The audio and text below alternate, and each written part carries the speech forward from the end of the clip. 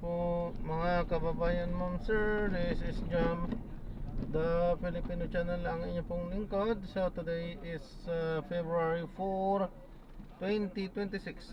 Tayo ngayon ay papunta dyan yan sa may De Los Santos Medical Center. Dito yan sa may E. Rodriguez Avenue, Project 1, Quezon City. At dadalhin po natin yan sa may Madison Loop.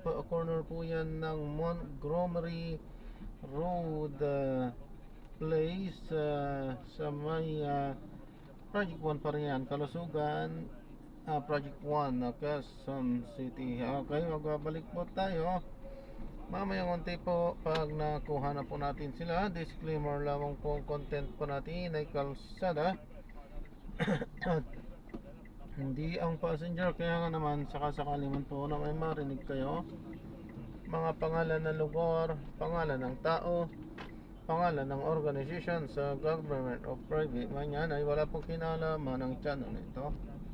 At wala pong pinapatungkulan. Lahat po na pinag-uusapan dito ay pawang dito lamang po yan sa loob, at wala pong pinapatungkulan sa labas. Okay po, magbabalik po tayo mamayang onte pag nakuha na po natin sila.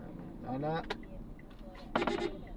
makinig tayo ng mga nagbabagang balita at mga talakayan habang tayo ay papunta dito sa ating pick up area.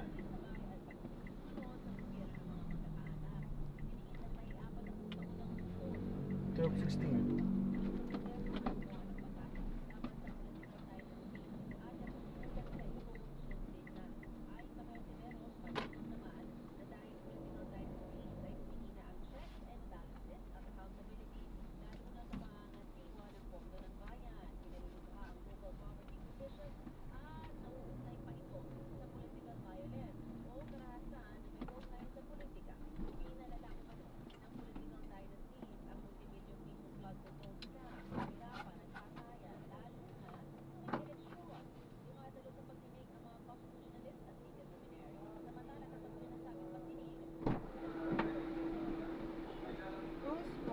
Yes po, good morning po, ma'am.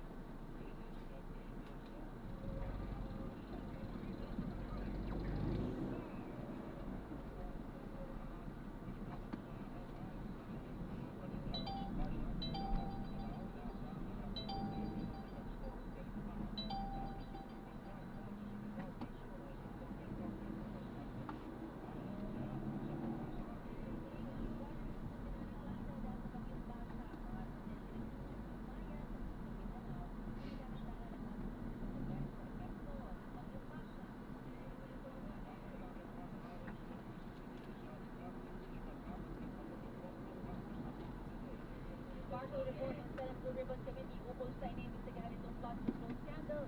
Inaasahang ilalabas mamayang hapon ay kay Senate President Vicente Soto III. Magpapataba ng 5-year validity ng rehistro ng flood construction target na masimulan sa February 15 ayon sa Department of Transportation. Bureau of Internal Revenue nagpatupad ng reforma sa pag-i-issue ng letter of authority. That satisfaction rating ni Pangulong Bongbong Marcos na panatili general batay ito survey ng Social Weather Station. Dating Senador Francis Tolentino ay giniit na fake news sa mali impormasyon na walang mapa ang Pilipinas, lalo na sa West Philippine Sea. Panitigil na travel tax nais mabuwag ni House Majority Leader Sandro Marcos. At mainit pagputok ng bulkang ngayon sa Albay, nagpapatuloy ayon sa Tibo.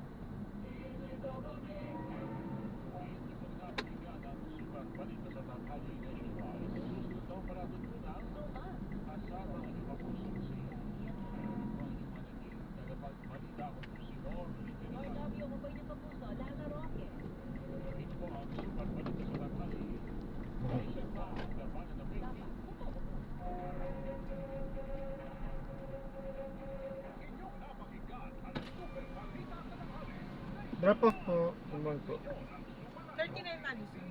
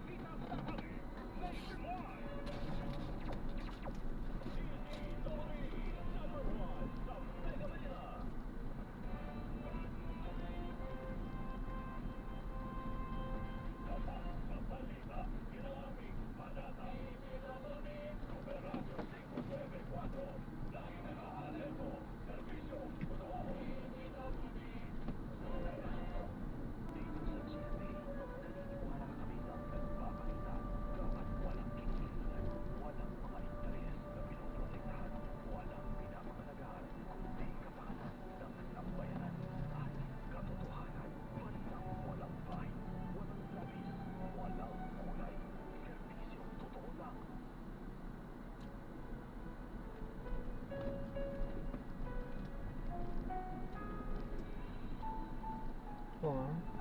Dito po sa left mo, sorry. Left po.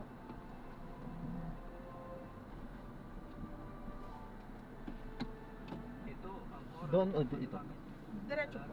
Diretso lang.